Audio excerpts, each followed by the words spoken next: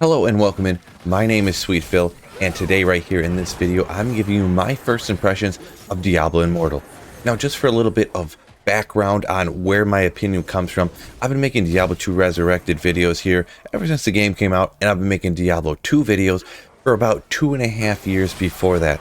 But I've had Diablo 2 for a couple of decades, so I've been playing it for quite a long time, on and off. The first thing we'll talk about here is the graphics. Now, I've been playing Diablo 2 for an incredibly long time, so as you can imagine, the actual graphic quality isn't necessarily the most important thing to me.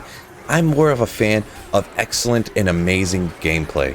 One thing that was brought up a ton while I was streaming this on my YouTube channel right here is that it looks remarkably like Diablo 3, and I can't disagree with that. It really does artistically look a lot like Diablo 3. So it's kind of got that wow characteristic where it's got very bright colors. It has a bunch of colors that aren't necessarily in the same realm as Diablo 2, and by that I mean these bright blues, bright pinks and purples and stuff.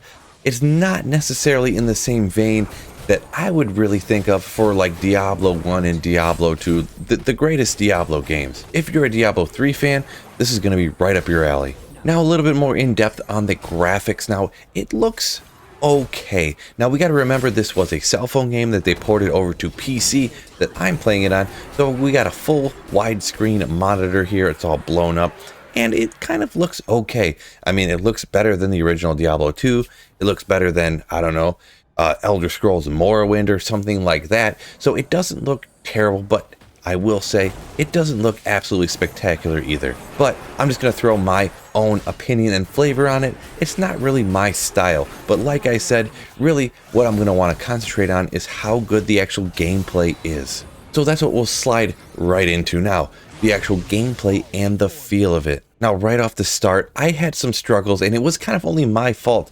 I've been playing Diablo 2 for so long with the exact same keys, I could not literally keep my fingers on the actual keys to cast the abilities and spells, or whatever you want to call them, in Diablo Immortal. My fingers kept drifting off of the keys and drifting up to where my original keybinds were for Diablo 2 and now Diablo 2 Resurrected. Now, once I got the hang of that, and once I got used to the timing between the different abilities, it really did feel relatively smooth. Now, I've only played the one character, Barbarian, and the way I understand it, you're probably only pretty much going to have the chance to play one character at the beginning of the game until later they implement this new character changing apparatus, or whatever you want to call it.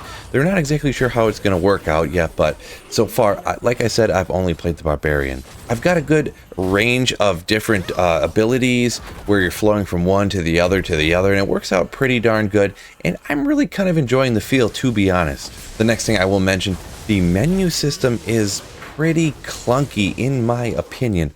There's like 12 different menus, whether you're going into the battle pass, whether you're going into your inventory to put on a different piece of gear, whether you're going into your daily reward, whether you're going in, there's just, these menus are just everywhere. And in my opinion, I'm not really totally in the world of playing all these free cell phone games and stuff. This seems incredibly crazy to me that there's so many menus. And another thing here on PC, when you scroll over an icon, there's a little picture of it. It doesn't even tell you what it is.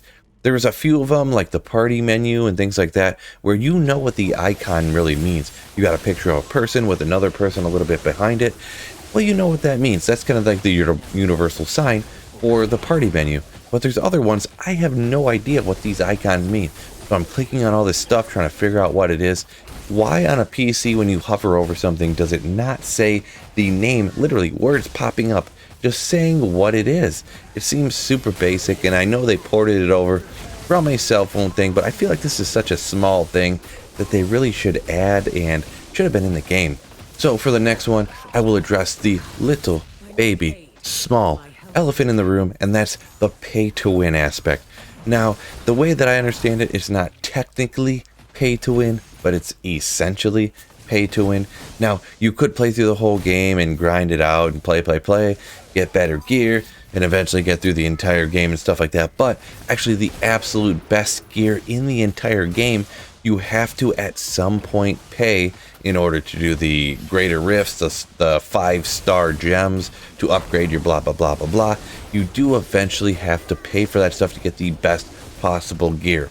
Now, in my opinion, that is actually perfectly fine, and I'm going to tell you exactly why right now. Part of the reason for this is, I'm going to be honest, my expectations for this game were so incredibly low. Right off the screen, I don't know if I can reach down low enough to really even represent how low my expectations were for this game. I mean, let's be honest here, it's a free cell phone game that they ported over to PC.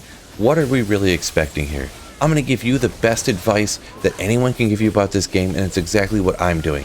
Play this game for free, never put in a dime for it, and just play it as long as you're having fun. The second you don't start having fun anymore, the second that you get to a paywall for something, just stop playing. I'm not going to go crazy into depth about the way corporations work and, you know, United States law and blah, blah, blah, blah, blah. But the people that make these games literally have an obligation to their shareholders to make as much profit as possible. Well, that's exactly what they're going to do. But you don't have to fall into this. You don't have to put your credit card number in. You don't have to do anything. Take advantage of what they give you for free and use it to your benefit. That's exactly what I'm doing, and you should do the same. I'm going to play this game as long as it's fun, as long as I want to, and I'm never putting in a dime. The second that it's not fun no more, see you later, buddy. I'm taking off. There really is no reason for the amount of vitriol, the amount of anger, the amount of complaining, the amount of whining, the amount of bitching about this game. They can make whatever game they want, and you can decide whether to play it or not.